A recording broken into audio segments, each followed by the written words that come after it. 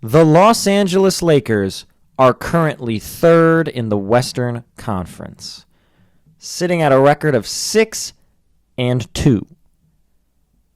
Now, it is early in the season, only 8 games in, but the Lakers have done that without LeBron James playing a single second of basketball. As well as Luka Doncic. Luka Doncic has only played 4 games. LeBron and last night, LeBron, Luka, and Austin Reeves all sat out against the Portland Trail Blazers, and the Lakers still won.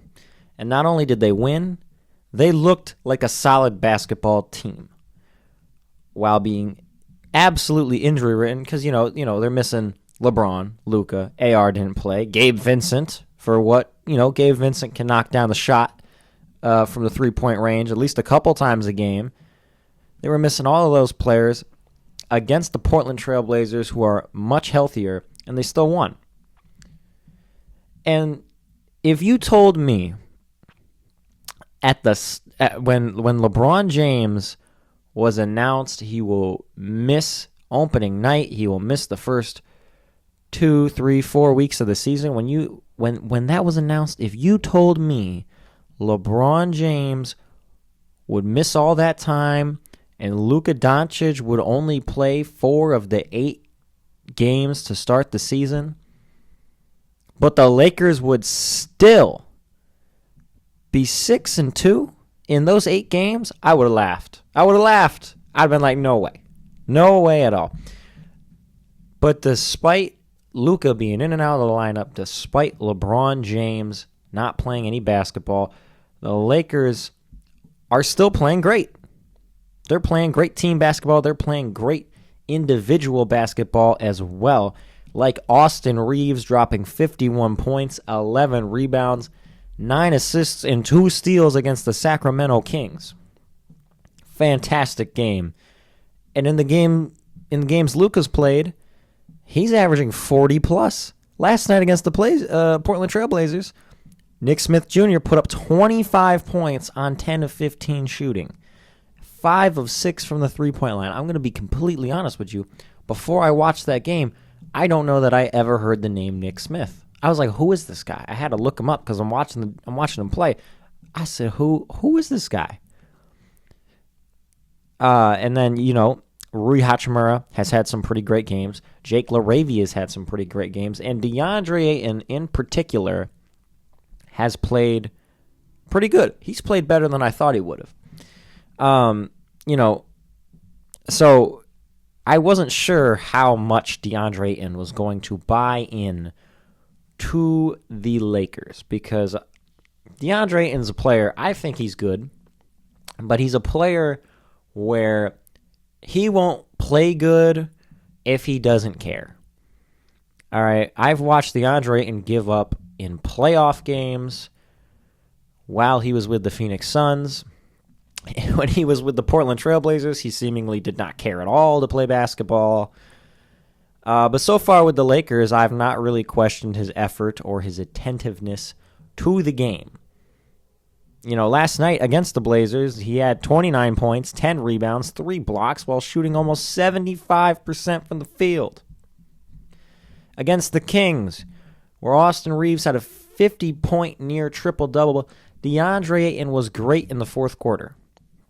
He played great while being matched up with a guy in Domantas Sabonis who a lot of people would say is better than DeAndre Ayton.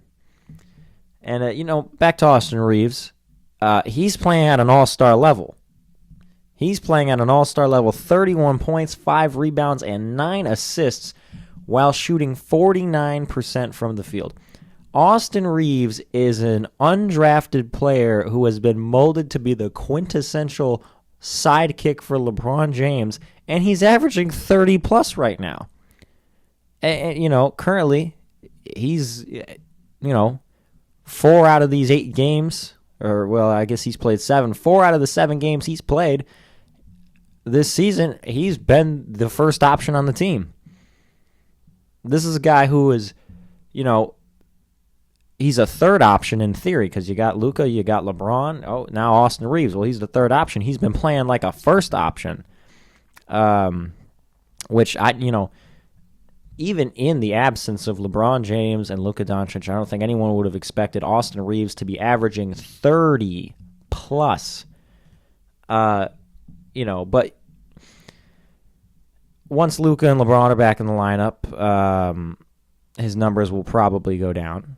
They will go down, and it's only natural that they do when you add in those two offensive engines. But Austin Reeves has played incredible. 51-point near triple-double against the Kings. He had a game winner in Minnesota. 41 points the next night in Portland.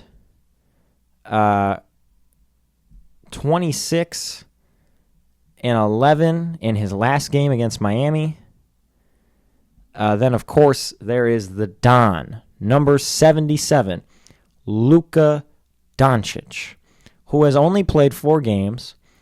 But in those 4 games, the Lakers are 3-1, and he's averaging 41 points, 11.5 rebounds, 8 assists while shooting 54% from the field. Now, he is shooting just 29% from 3, but I think that'll obviously go up as the season goes on. I mean, Luka's having an incredible season. It's an MVP caliber season. What he's put together so far in the little amount of time that he's played, it's been incredible.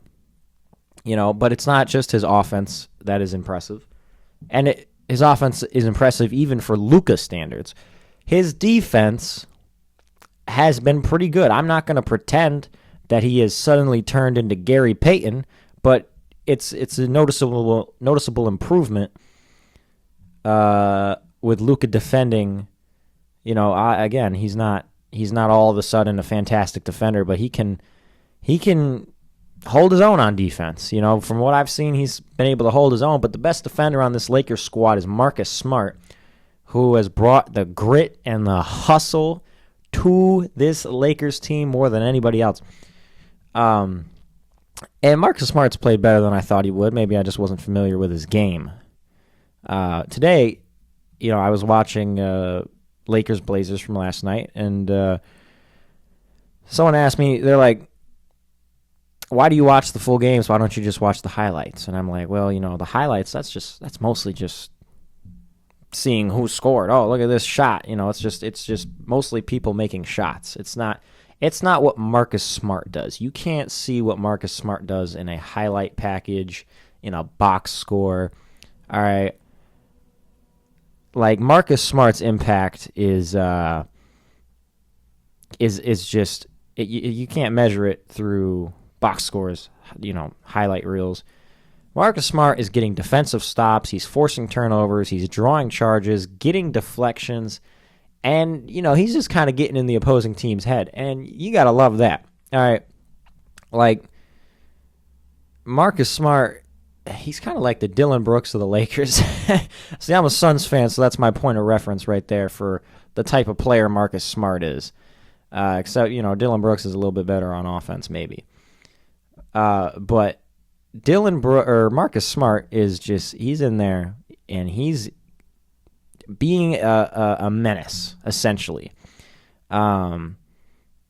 So yeah, Marcus Smart is the best defender on this Lakers team, which all the guys are playing better defense than I thought they would, and I don't want to make it sound like the Lakers are just some dazzling defense. You know what I'm saying? But they're 18th in the league for defensive rating, which is not horrible. It's around average. It's around average in the league for their defense. But I made a TikTok in September where I said the Lakers are going to be abysmal on defense. I said they're going to be great on offense, but they're going to be terrible on defense. Which was, basically me anticipating them not putting in that much effort to the defensive side of things. Okay, but I'll go on the internet, and I will gladly admit I have been proven wrong by Luka Doncic, by DeAndre Ayton, Jake LaRavia, Rui Hachimura, Austin Reeves. They have all played better than I would have thought on the defensive end. I mean, even Austin Reeves, after the playoffs, they was saying Austin Reeves, oh, he's a traffic cone. He can't guard anything. I've seen Austin Reeves have some pretty good defensive possessions. Luka's had some pretty good defensive possessions. DeAndre Ayton is locked in a lot more than I thought he would have been. And, after I watched the Lakers' first game of the season, I was kind of worried. I was like, uh-oh, DeAndre Ayton didn't have that good of a game. How much is he going to commit to this team? And since then, he's played a lot better. And he's just seems to be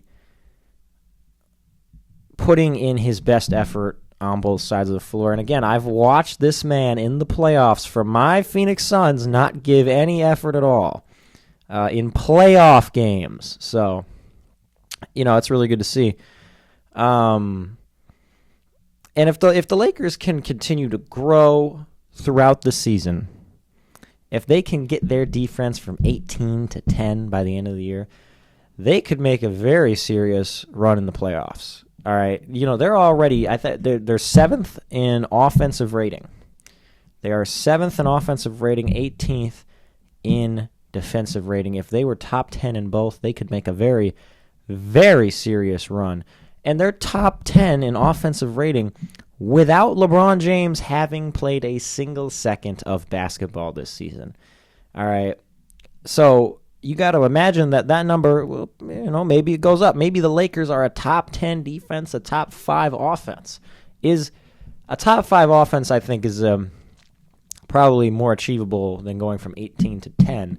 But in terms of defense, but I've, as I just said, I've been proven wrong by the Lakers already this season, and I would like to see the improvement. Again, they're about an average defense right now, so I just think that the Lakers have kind of blown 99% of everyone's expectations out of the water. Because even if you're a Lakers fan, so I know Lakers fans, I don't think you would have thought they'd be this good to start the season. I don't think anyone would have thought Austin Reeves would have been this good to start the season, or DeAndre Ayton. I don't think Anthony Edwards didn't even know who Jake LaRavia was. All right, and Jake LaRavia has had some pretty good games. I don't think anyone, even Luka's playing better than people thought Luka would have played. I don't think anyone would have thought the Lakers have gotten to the start that they have. They're 6-2. They're third in the Western Conference. And again, that's without LeBron James. So you got to wonder, what will the Lakers do? What will the Lakers look like when they have a fully healthy roster? Because they are competing and they are playing hard without one. So, sky's the limit for the Lakers, it seems like. What are they going to do when they got LeBron James, Luka Doncic, Austin Reeves, DeAndre Ayton, Marcus Smart, all on the floor together? What does that starting five look like? And I can't wait to see it.